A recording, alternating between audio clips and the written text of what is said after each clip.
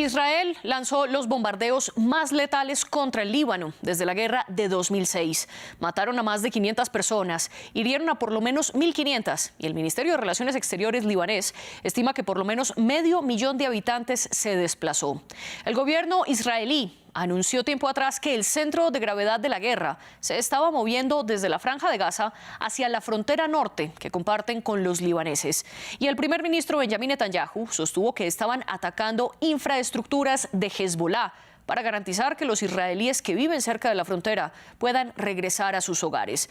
Los bombardeos de esta semana y la explosión de más de 3.000 vipers y radioteléfonos que pertenecerían a miembros de la milicia chiita hacen temer una escalada de la guerra en Medio Oriente. Recordemos la historia de cómo han sido las confrontaciones en el pasado. Nos lo cuenta Maxime Pluvinet. Ataques aéreos, bombardeos y civiles que huyen. Unas escenas que se repitieron a lo largo de la historia reciente del sur del Líbano, marcada por los conflictos con Israel desde 1978. Como dijo el representante del Líbano de forma tan elocuente, mientras duren los combates, la gente muere en el sur del Líbano. De 1975 a 1990, Líbano está asolado por la guerra civil. En 1978 ocurre la primera invasión terrestre de Israel contra el Líbano. Conocida como Operación Litani, el objetivo israelí es contrarrestar a los movimientos armados palestinos que operan desde el sur del Líbano. Resultó en la proclamación de la Resolución 425 de Naciones Unidas en 1978, que creó una misión de paz. Sin embargo, en 1982, Israel vuelve a invadir al Líbano, esta vez con el objetivo de aniquilar la presencia de los grupos palestinos en la capital Beirut. Es la Operación Paz en Galilea. A partir de 1985, un nuevo actor determinante surgió en Líbano, particularmente en el sur, una zona mayormente poblada por musulmanes chiitas. El grupo Hezbollah, el Partido de Dios, jurando lealtad al guía de la revolución islámica en Irán, decide luchar contra las tropas israelíes. Israel ocupó oficialmente el sur del Líbano con el apoyo de algunas milicias cristianas libanesas de 1985 a 2000, esperando crear una zona tampón. Con el apoyo de Irán y Siria, Hezbollah se convirtió en el grupo más poderoso del Líbano. En 2000, Israel decide retirar sus tropas de la zona, un hecho considerado como una victoria por parte del eje de la resistencia. Pero si el enemigo quiere agravar la situación y piensa dejar que el Líbano pague un alto precio por ello, estamos preparados para la confrontación y mucho más de lo que el enemigo pueda imaginarse. En 2006 ocurre la última guerra abierta entre Israel y Hezbollah. En un mes, la llamada Guerra de Julio, que provocó más de 1.000 muertos en el país del Cedro. Desde el 8 de octubre de 2023 se teme una nueva guerra abierta en Líbano. Hezbollah decidió abrir un frente de apoyo respaldando al ataque del Hamas palestino contra Israel, un año en el cual Israel logró matar a varios comandantes de Hezbollah. Y esos temores de los que hablaban en el reporte revivieron esta semana tras los bombardeos de Israel y tras la respuesta de Hezbollah, que lanzó cientos de misiles en contra de territorio israelí. Se desatará entonces la guerra en el Líbano. ¿Y qué de diferente habría en un enfrentamiento contra Hezbollah en comparación a lo que es Hamas en Gaza? Lo discutimos en el debate de hoy. Para ello, desde Madrid, nos acompaña Juan Antonio Aguilar, militar retirado y director del Instituto Español de Geopolítica y analista internacional de inteligencia y defensa. Y en Ciudad de Panamá está Jesús Aguirre Gorgona, máster en Educación y Derechos Humanos, profesor de Historia Hebrea y Política Global en el Instituto Bismarck y autor de libros sobre reflexiones acerca de la cuestión judía. Bienvenidos los dos a este espacio, un espacio en el que nuestra audiencia puede comentar en las redes sociales con el hashtag #ElDebateF24.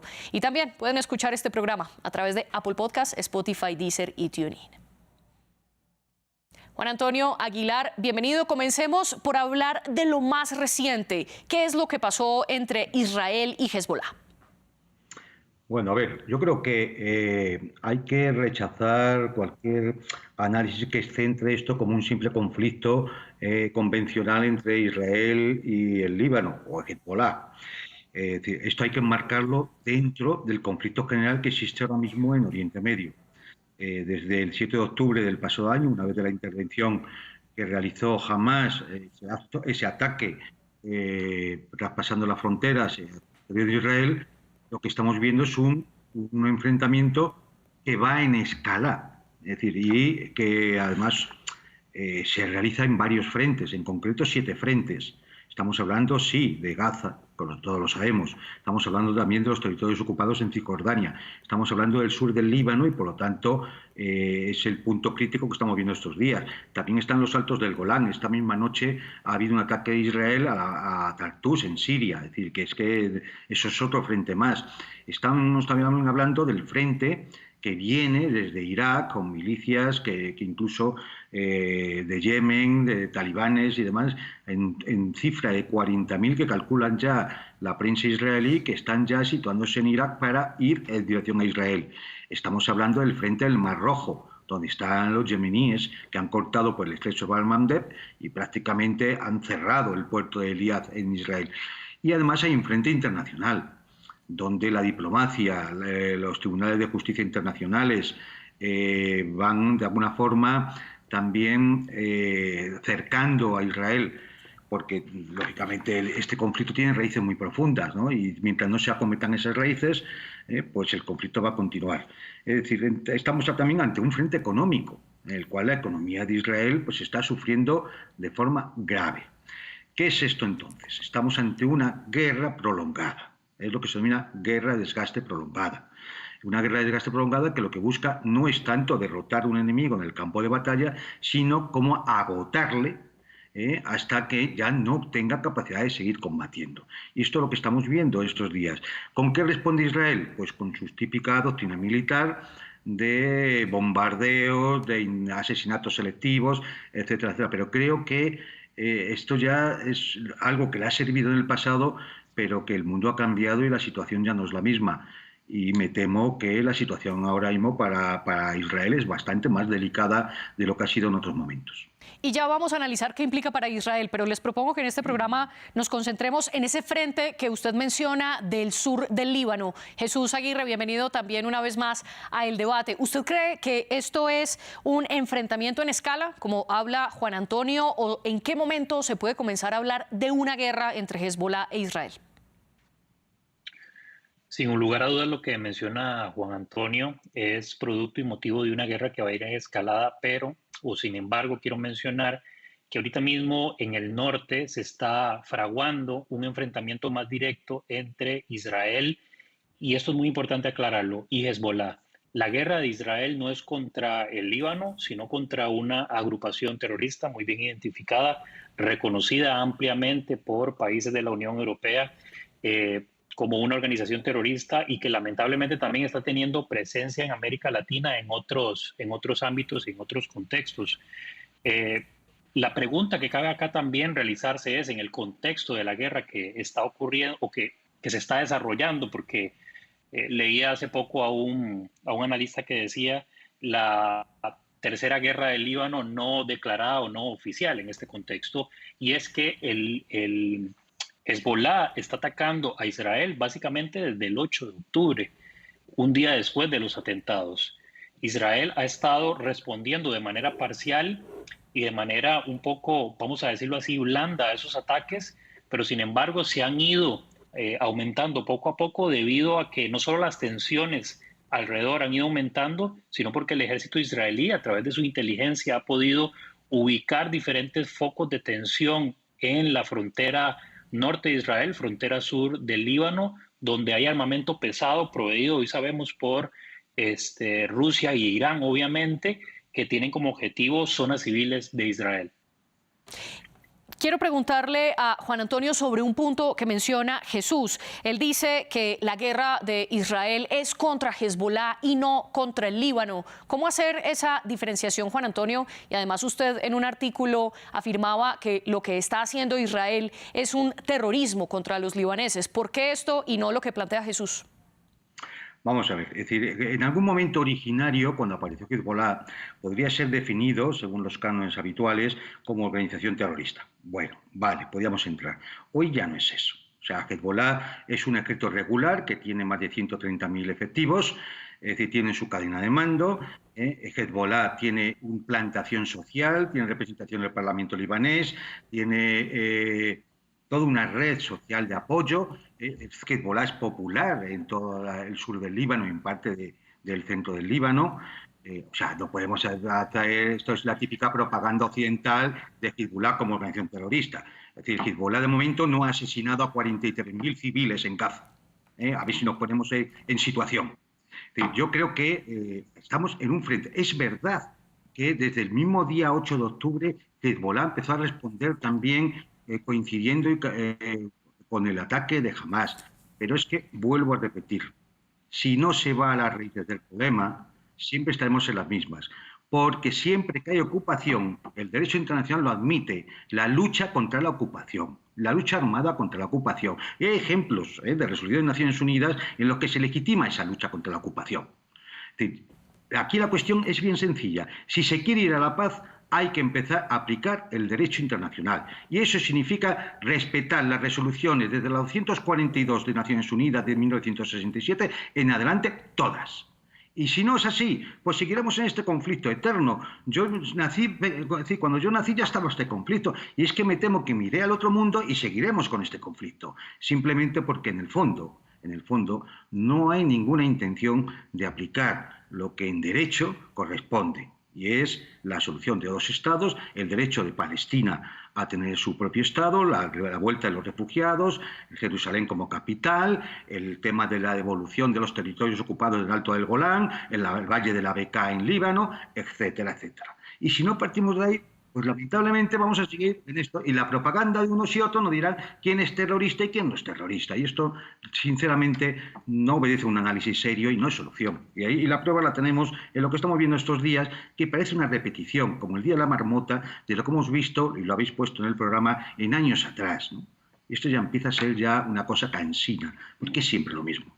Usted afirma entonces que Hezbollah no puede considerarse como una organización terrorista. Sin embargo, Jesús, usted sí habla de esta milicia chiita como un grupo terrorista. ¿Por qué? Bueno, Hezbollah no solo es una organización terrorista, sino también es un cártel de droga aquí en América Latina.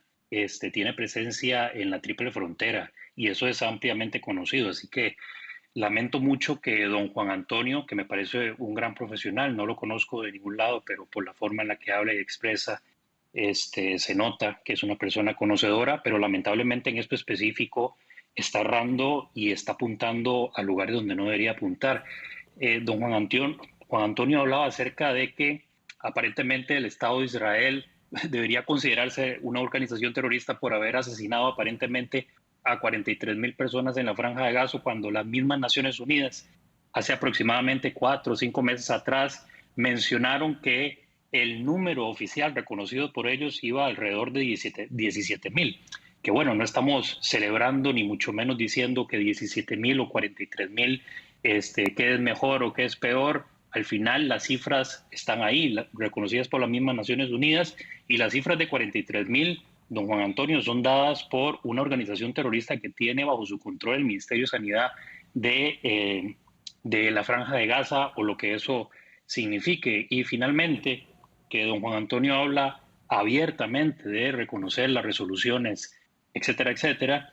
Le recuerdo la resolución 425, que tiene como objetivo que este grupo terrorista, y lo digo en mayúscula y fuerte para que a nadie le quede duda de que Hezbollah es una organización terrorista, tiene que estar más al norte, al margen norte del río Litani. Entonces, reafirmo, confirmo, y a todos los que nos están escuchando y viendo, Hezbollah es una organización terrorista.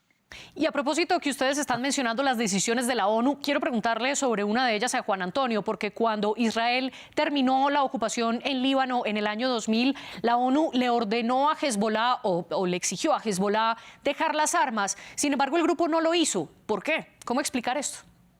Vamos a ver,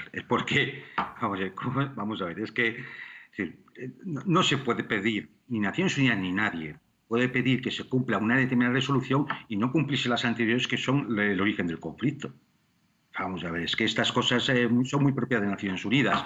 Es decir, en el sur del Líbano ha habido una interposición de fuerzas extranjeras para evitar conflictos. Esa fuerza extranjera está vigilada, entre otras cosas, porque ha habido españolas, incluso de la propia unidad en la que yo estaba.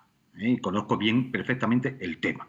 Hezbollah en ningún momento se comportó con las tropas extranjeras, incluso las tropas españolas, como una organización terrorista ni nada por el estilo. Ni tampoco se hacía ostentación de las armas, etc.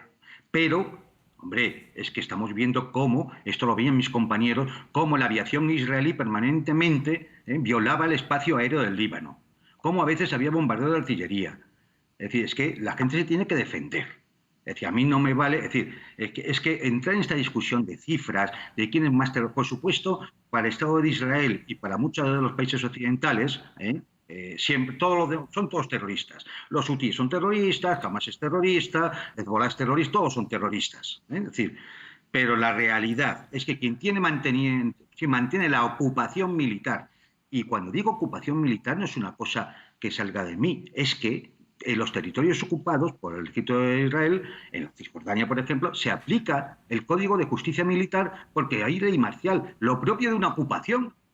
Si es que, es decir, no hay que ser, no sé, es decir, uno puede ser partidario de Israel, uno puede pensar que Israel tiene derecho a existir, yo también, dentro de la resolución que se estableció en el año 47, pero es que lo que ha venido ocurriendo desde entonces es un problema que ya se ha enquistado ya de tal forma que o vamos a la raíz del problema y todas las partes aceptan las resoluciones, todas las resoluciones, o esto no tiene solución. Es decir, no puede apelar ahora el señor Netanyahu a que se vaya Hezbollah hasta detrás del río Litani, porque hay una resolución de Naciones Unidas que lo dice, cuando, hombre, todas las anteriores, el señor Netanyahu parece que eso no las ha leído, él no sabe leer. Usted habla de la lucha contra la ocupación. Sin embargo, Israel no ha ocupado el Líbano desde el año 2000. ¿Por qué habla entonces de ocupación, Juan Antonio? El Valle de la Beca, es que hay zonas ocupadas. Jesús, quiero volver con usted. Usted mencionó la resolución 425 de 1978. Sin embargo, esa resolución lo que hacía era pedirle a Israel que no bombardeara más el Líbano y que lo desocupara. Sin embargo, esto no ocurrió y lo ocupó, como ya lo dije previamente, de 1985 al año 2000. ¿Qué peso tiene entonces el Consejo de Seguridad de Naciones Unidas en todo esto?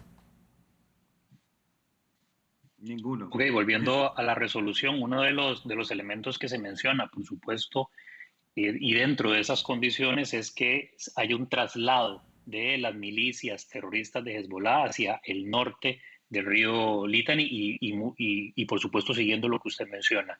Yo creo que el tema con las resoluciones y que también menciona don Juan Antonio es que existe, por decirlo de alguna manera, un peso político, administrativo por parte no solo del Consejo de Seguridad, sino de las mismas Naciones Unidas, donde lamentablemente no solo Israel, sino todas las partes, en muchas ocasiones no se comprometen a seguir las líneas que se marcan. Y esto porque precisamente lo que ha transformado el conflicto, además de un área militar en donde lamentablemente grupos terroristas están atacando a Israel, Israel se defiende de esos grupos terroristas, tratar de cumplir estas medidas cuando tu interlocutor es una agrupación que ampliamente afirma y dice que la única razón de su existencia es la destrucción del Estado de Israel, esto se vuelve muy complicado. No estamos hablando que estas resoluciones tienen que ver o tienen que ser negociadas con actores estatales o actores no estatales. Estamos hablando que estas resoluciones que hay que acatar son lideradas o son y favorecen a agrupaciones terroristas. Es básicamente imposible darle un seguimiento real a estas resoluciones cuando tu interlocutor lo que quiere es desaparecerte de la faz de la tierra, como lo dice la Carta Fundacional de Hamas y como Hassan Nasrallah lo dice cada vez que aparece en una videollamada porque sabe que en el momento en que asume la cabeza le dan de baja. Le pido, Jesús, que nos refiramos a Hezbollah en este debate y no a Hamas, ya que estamos concentrando nuestra atención en esta discusión. Quiero preguntarle al respecto. Usted afirma que es una guerra de Israel contra Hezbollah y no contra los libaneses. ¿Por qué entonces los bombardeos dejan más de 500 muertos y más de 500.000 desplazados que son civiles? Porque lamentablemente el modus operandi de estas agrupaciones, no voy a centrar mi discusión en Hamas, como usted me lo acaba de llamar la atención, sino más bien tomarla como ejemplo. Hezbollah hace lo mismo que hace Hamas, es poner armamento.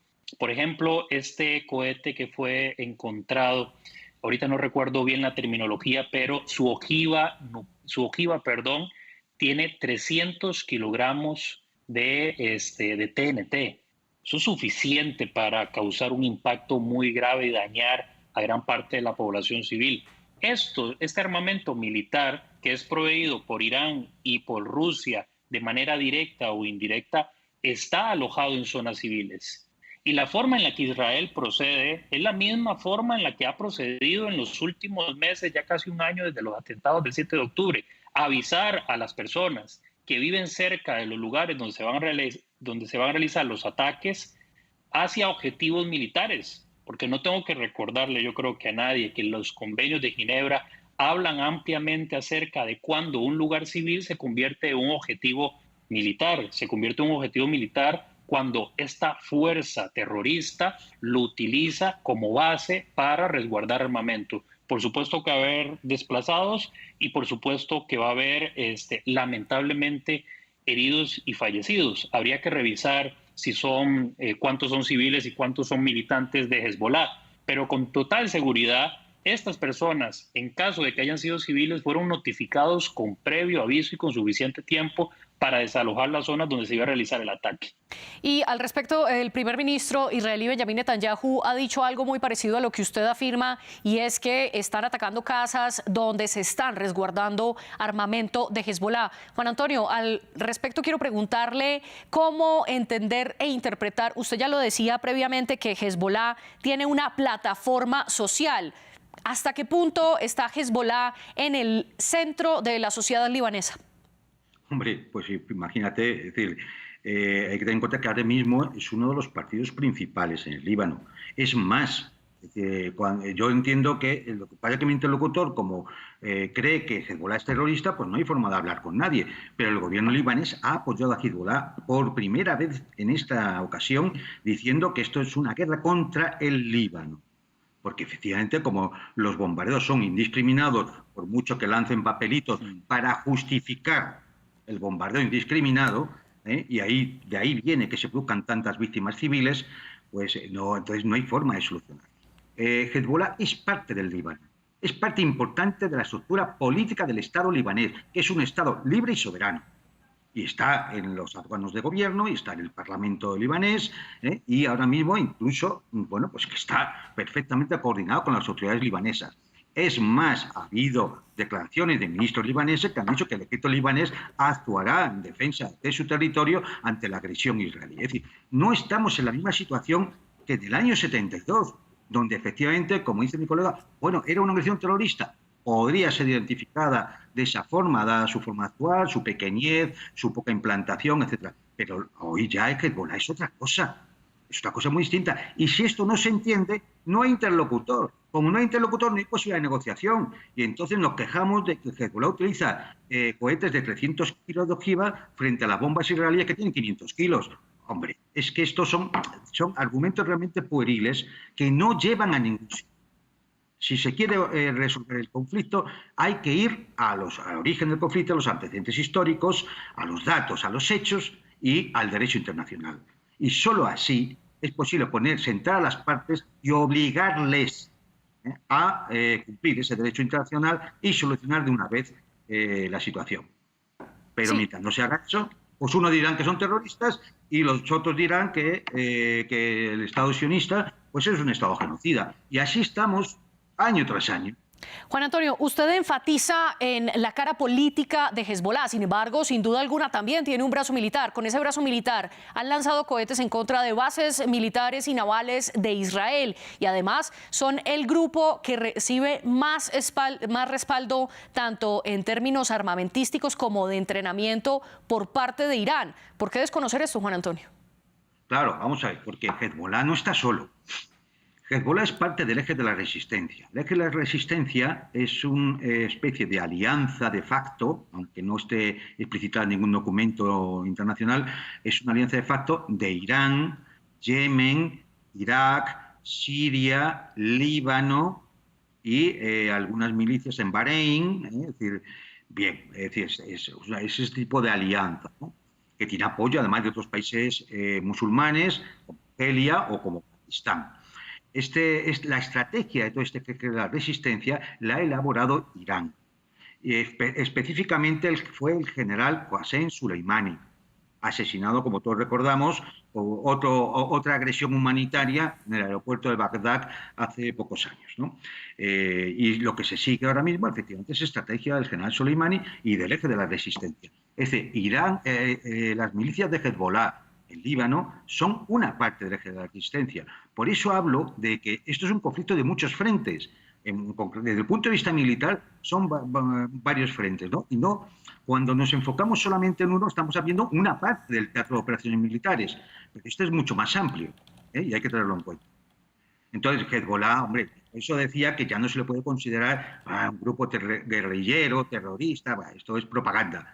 Y ahora mismo es un ejército, y un ejército potente, que ya puso en muchas dificultades, como reconoció el propio Estado Mayor israelí, en la guerra precisamente de julio de 2006. Y quiero preguntarle a Jesús sobre ese punto social que enfatiza Juan Antonio. ¿Hasta qué punto Hezbollah está vinculado profundamente con la sociedad libanesa? Bueno, antes quiero hacer un comentario muy rápido acerca de lo que se mencionó anteriormente. Debo decir que discrepo con Juan Antonio.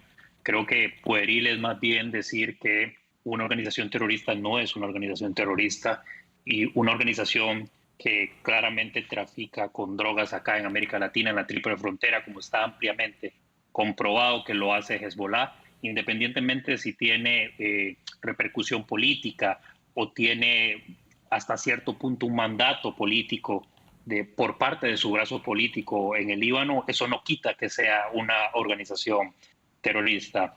Pero, perdón, María Clara, me repetís la pregunta, perdí un poco la idea. Sí, quería preguntarle hasta qué punto Hezbollah está vinculada con la sociedad libanesa. Es claro que hay una penetración por parte de la organización terrorista de Hezbollah con la sociedad libanesa.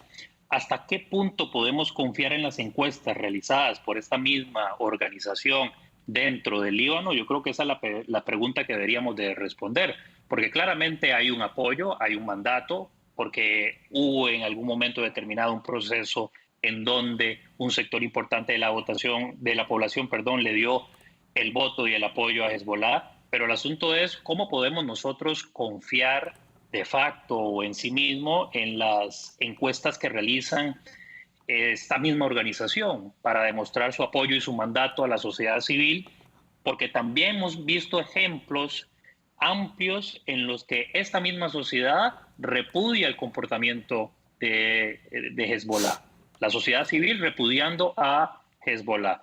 Y por eso fue muy importante el video y el mensaje que dio Benjamin Netanyahu acerca de que la guerra, reiteramos, es contra Hezbollah y no contra el Líbano, y mucho menos con su población civil.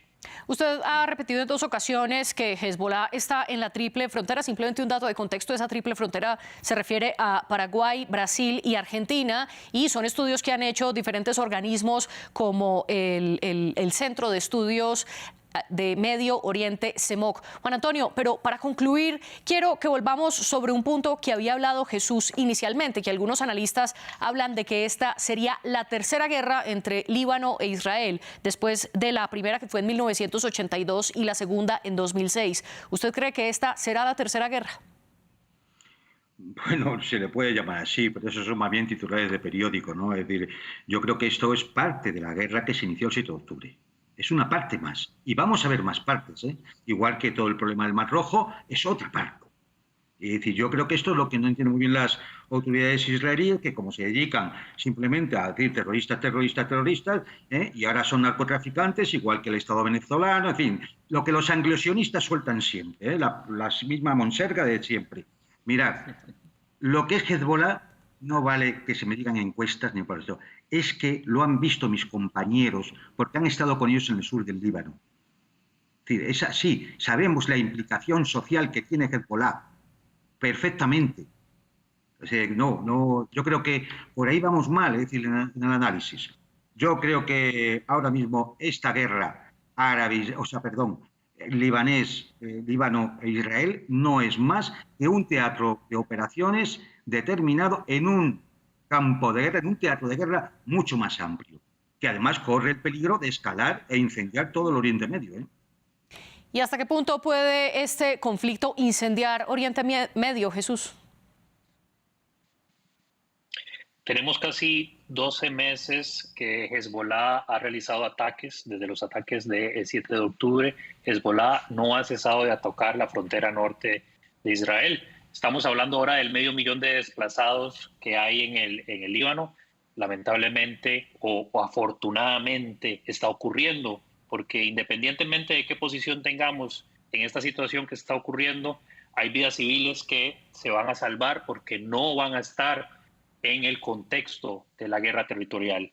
Y menciono esto porque desde el 8 de octubre, también en la frontera norte de Israel, ha habido más de 500.000 de desplazados, precisamente, que han sido desplazados al centro de Israel y que ahorita mismo están viviendo refugiados en diferentes espacios del territorio israelí y que también son víctimas de los ataques que está realizando Hezbollah. Y esto es muy importante puntualizarlo.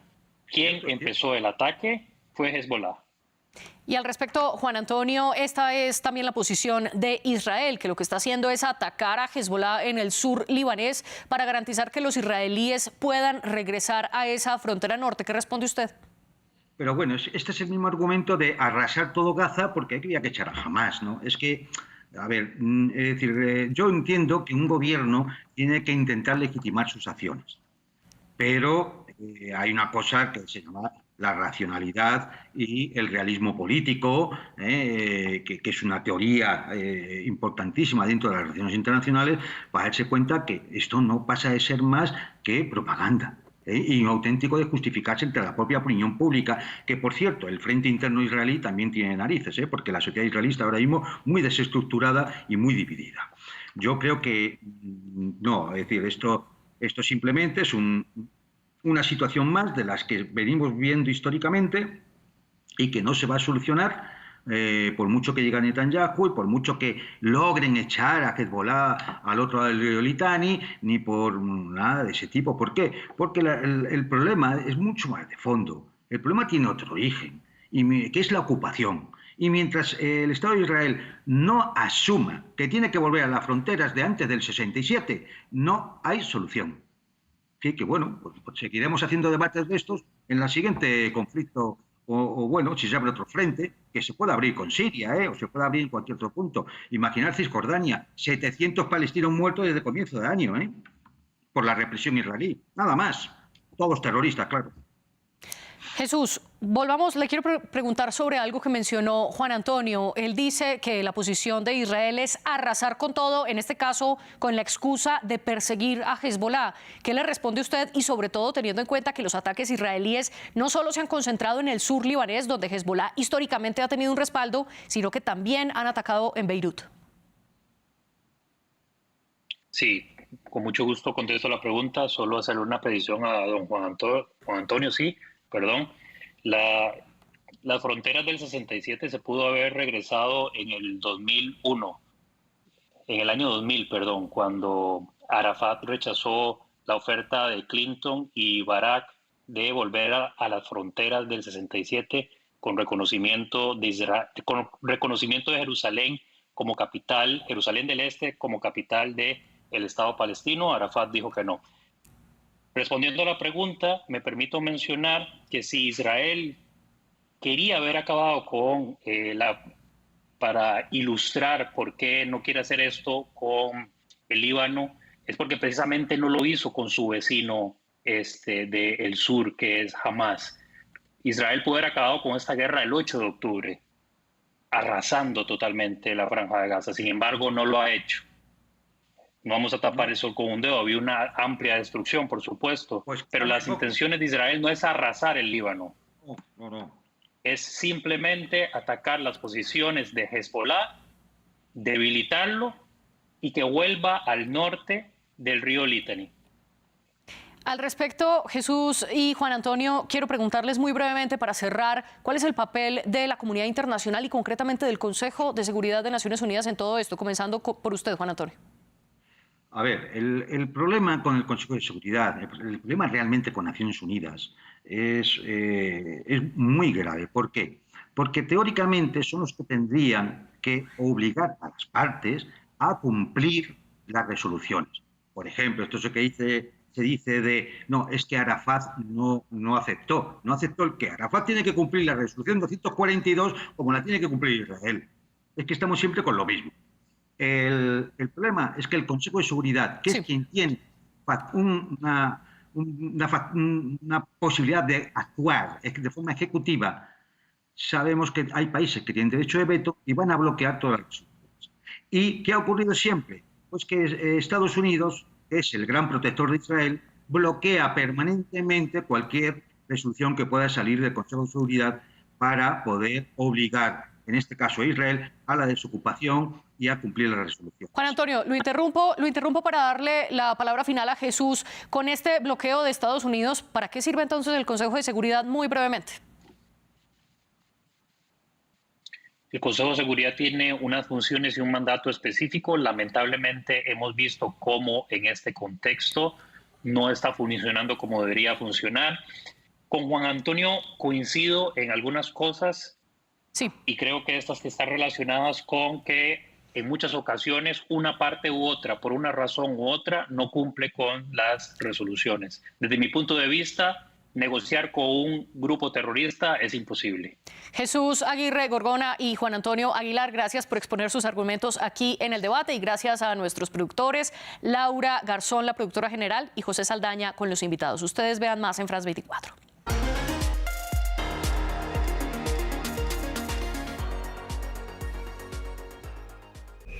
Bienvenidos a Corresponsales, el programa de France 24 que los invita a dar una vuelta al mundo de la mano de nuestra red de periodistas.